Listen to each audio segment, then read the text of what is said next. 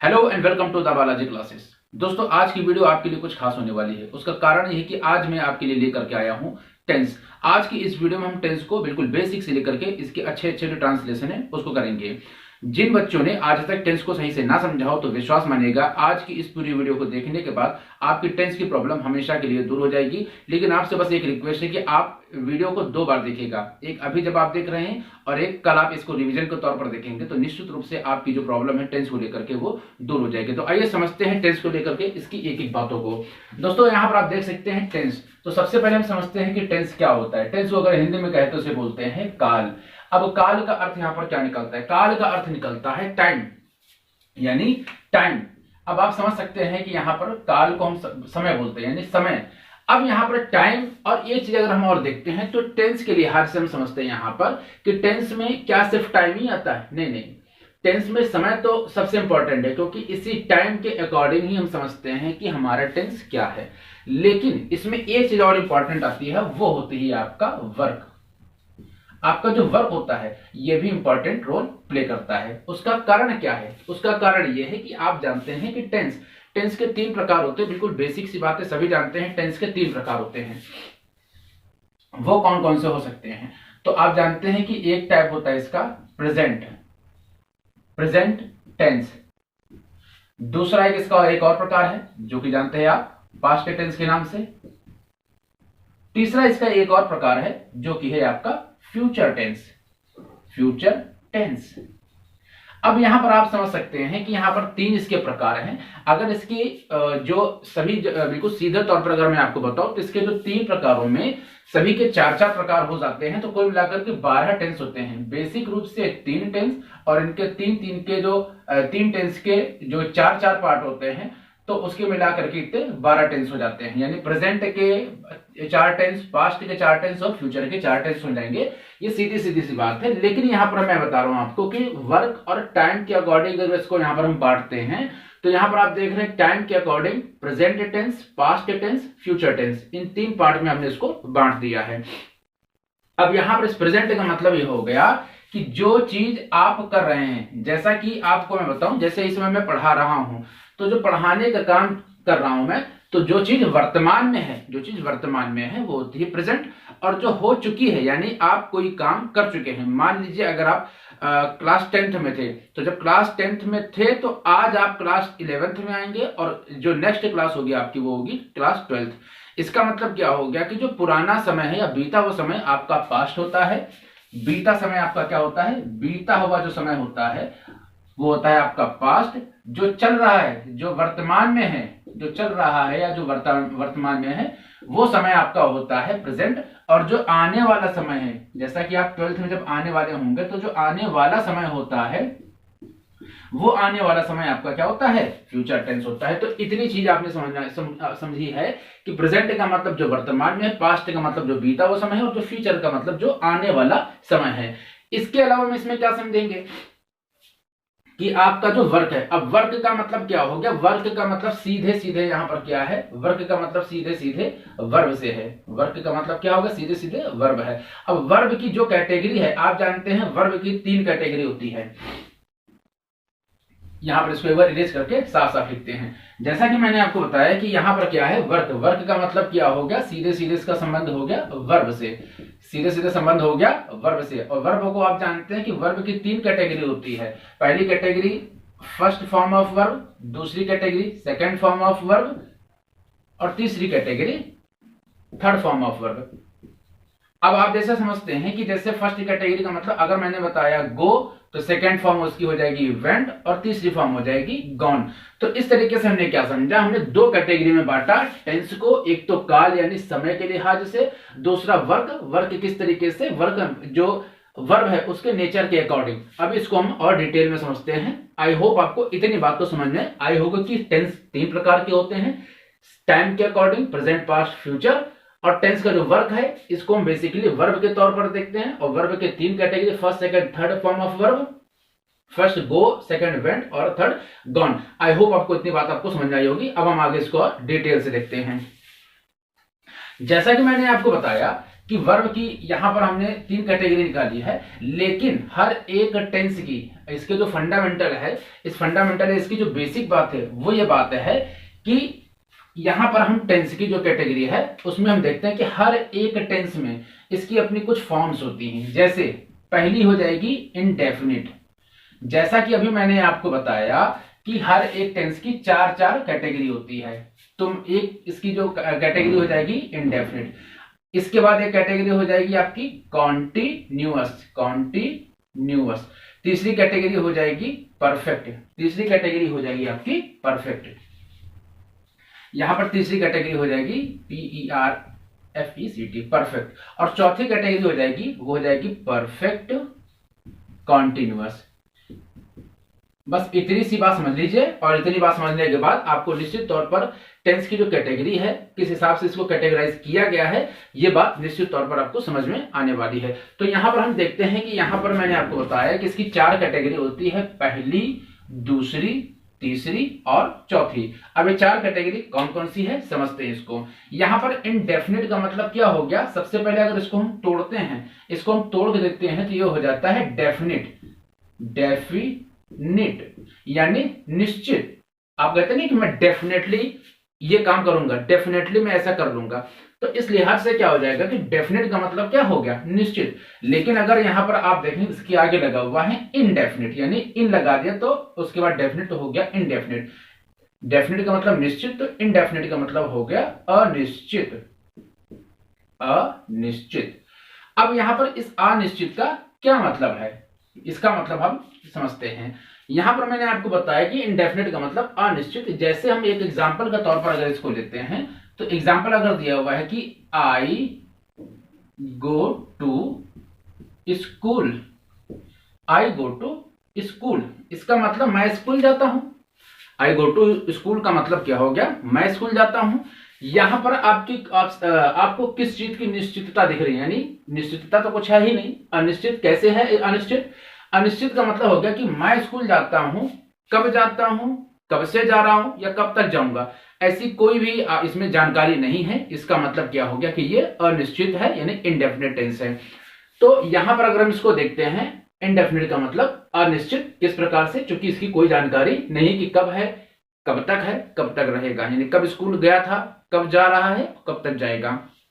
तो ये हो गया आपका पहली कैटेगरी। दूसरा यहां पर दिया हुआ है कंटिन्यूअस। अब इसके नाम से अगर हम देखें, अगर इसके नाम से देखें तो आपने यहां पर देखा कंटिन्यू, कंटिन्यू से बना है कंटिन्यूअस। अब यहां पर समझते हैं कि कंटिन्यू से कंटिन्यूअस का अर्थ ये हो गया कि आप जानते हैं कि किसी भी चीज का कंटिन्यू होने का मतलब कि कोई चीज लगातार जारी है, यानी कोई काम है वो चल रहा है, अभी खत्म नहीं है, लेकिन कब तक चल रहा है या चलता रहेगा इसकी जानकारी भी नहीं है। तो यहां पर क्या हो गया, कंटिन्यू से मतलब हो गया कंटिन्यूअस। कंटिन्यूअस का मतलब क्या हो गया कि कोई भी जो वर्क है, कोई भी जो वर्क है वो कंटिन्यू यानी जारी है, कोई भी काम वो जारी है। जैसे आई एम, यहां पर अगर इसको और थोड़ा सा इरेज करके इसके नीचे एग्जांपल लिख के दिखाते हैं आपको। यहां पर मैंने आपको बताया एग्जांपल का तौर पर अगर लेते हैं तो यहां पर दिया हुआ है I am going to school. I am going to school का मतलब क्या हो गया कि मैं स्कूल जा रहा हूं, मैं स्कूल जा रहा हूं। I am going to school का मतलब क्या हो गया कि मैं स्कूल जा रहा हूं। यहां पर क्या देख रहे हैं, मैं स्कूल जा रहा हूं, यानी अभी वो स्कूल पहुंचा नहीं है, स्कूल जा ही रहा है, यानी उसके स्कूल जाने का काम कंटिन्यू है, यानी जारी है। तो इस प्रकार से हमने समझा कि I am going to school का मतलब मैं स्कूल जा रहा हूं, स्कूल जाने का काम जारी है। तो इसी का अर्थ हो गया कि कंटिन्यूअस, यानी पहले मैंने कैटेगरी देखी इंडेफिनिट, दूसरी कैटेगरी देखी कंटिन्यू यानी कंटिन्यूअस। अब तीसरी हम जिसकी कैटेगरी देखते हैं वो हो जाएगी आपकी परफेक्ट।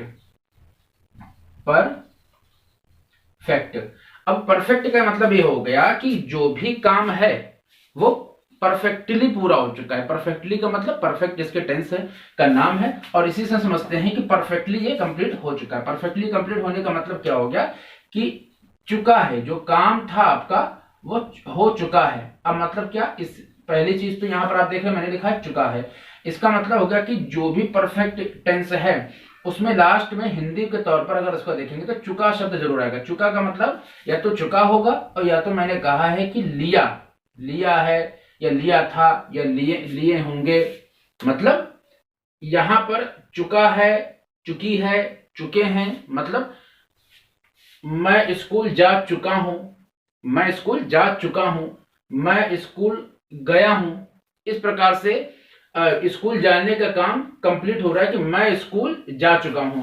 अब यहां पर अगर मैं लिख दूं कि I have gone to school, I have gone to school का मतलब हो गया कि मैं स्कूल जा चुका हूं, मैं स्कूल जा चुका हूं। यानी काम परफेक्टली पूरा हो चुका है कि स्कूल जाने का उसको जो काम था वो कंप्लीट हो चुका है और स्कूल जा चुका है। तो यहां पर हमने क्या देखा कि काम परफेक्ट तरीके से हो चुका, तो यहां पर क्या हो गया, परफेक्ट टेंस।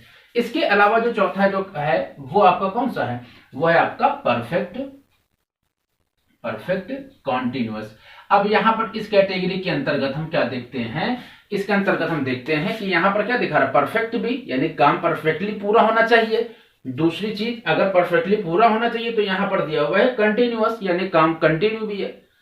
यहां पर क्या इंपैक्ट हो रहा है कि परफेक्ट भी कंटिन्यूअस, इसका मतलब ये हो गया कि काम परफेक्टली तरीके से हो जाएगा किसी दिए हुए समय के अंतर्गत।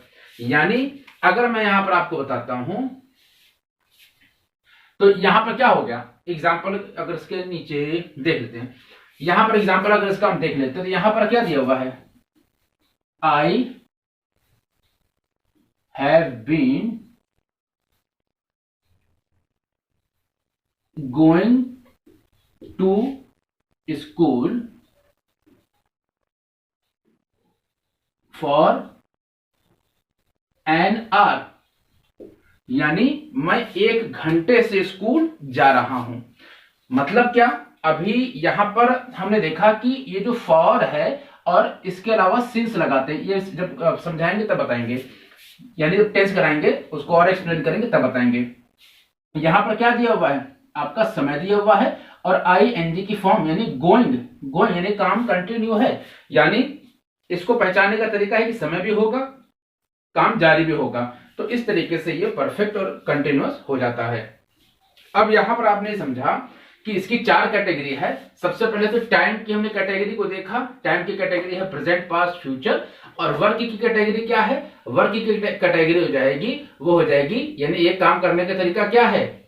एक तो मैंने आपको बताया वर्ब हम देखेंगे, first second third form of verb, वो इसके अंदर यूज होता है। लेकिन बेसिकली अगर इसके 2 पार्ट अगर हम करते तो एक टाइम है और एक वर्क करने का नेचर। एक टाइम मैंने बताया, टाइम के 3 पार्ट मैंने बता दिया आपको, और जो दूसरा पार्ट है वो है वर्क। वर्क में काम का जो नेचर है, यानी अनिश्चित काम है, काम जारी है, काम हो चुका है, या समय के अंतर्गत काम हो रहा है। परफेक्ट कंटिन्यूस दोनों, परफेक्ट कंटिन्यूस में मैंने आपको बताया कि काम समय के हिसाब से जारी रहता है। तो इन 4 कैटेगरी में हमने वर्क को देख लिया और टाइम में हमने 3 कैटेगरी को देख लिया। अब इसको और थोड़ा सा एक्सप्लेन करते हैं। आई होप आपको यहां तक तो समझ में आया होगा कि यहां पर अभी तक हमने किस तरीके से इसको आगे एक फ्लो में बढ़ाया कि यानी सबसे पहले बेसिकली तौर पर हमने टाइम और वर्क में इसको कैटेगराइज किया या इसको बांट दिया है। अब यहां पर इसको हम और आसानी से देखते हैं। यहां पर आपने देखा कि हमने जो प्रेजेंट और पास्ट और फ्यूचर, इस तरीके से हमने कुछ टेंस यहां पर देख लिए। बेसिकली ये मेन टेंस हैं। अब जब ये मेन टेंस हैं तो इनके नाम जो 4 मैं बता रहा था वो क्या हैं, तो यहां पर इनके नामों को भी हम देख लेते हैं। जैसा कि मैंने आपको बताया कि एक मैंने बताया आपको इंडेफिनिट, एक मैंने आपको बताया इंडेफिनिट, दूसरा मैंने आपको बताया कॉन्टिन्यूअस, तीसरा मैंने आपको बताया परफेक्ट, और चौथा मैंने आपको बताया परफेक्ट कॉन्टिन्यूअस। तो इस तरीके से क्या होगा, 4 कैटेगरी हो जाएगी, 1 2 3 4। अब इन नामों को हम एक एक टेंस के साथ मैच करते हैं, यानी present indefinite tense, present continuous tense, present perfect tense, present perfect continuous tense. यानी एक टेंस बेसिकली जो प्रेजेंट है उसकी 4 category, present indefinite, present continuous, present perfect और प्रेजेंट परफेक्ट कॉन्टिन्यूअस। इस लिहाज से प्रेजेंट के 4 पार्ट हो गए। इसी तरीके से हम करेंगे पास्ट के भी इसी तरीके से हम पास्ट को भी कैटेगराइज कर देते हैं और हो जाएगा आपका past indefinite, past continuous, past perfect और पास्ट परफेक्ट कंटिन्यूअस। और इसी तरीके से future indefinite, future continuous, future perfect और फ्यूचर परफेक्ट कंटिन्यूअस हो जाएगा। तो आई होप आपको ये 12 पार्ट कैसे हुए, किस तरीके से बने, ये आपको समझ में आया होगा। अब हम नेक्स्ट वीडियो में एक एक टेंस को लेकर के चलेंगे कि किस तरीके से ये टेंस है और किस तरीके से उनके जो ट्रांसलेशन किए जा सकते हैं। आई होप आपको ये बेसिक पार्ट जो है, पहला पार्ट था, इसके बाद मैं दूसरा पार्ट लेकर के आऊंगा। इसी तरीके से आपको पार्ट वाइज वीडियोस मिलती रहेंगी। आपको ये वीडियो कैसी लगी, अगर अच्छी लगी हो तो लाइक करिएगा, सब्सक्राइब करिएगा अगर आप चैनल पर नए हो, और कमेंट के माध्यम से बताइएगा कि आपको वीडियो कैसी लगी। अगर ज्यादा अच्छी लगी हो, ये आपको हेल्पफुल लगती है कि आप किसी को शेयर कर सकते हैं, तो प्लीज शेयर जरूर करिएगा। मिलते हैं आपसे इसी तरीके की एक और वीडियो में, तब तक के लिए जय हिंद, जय भारत।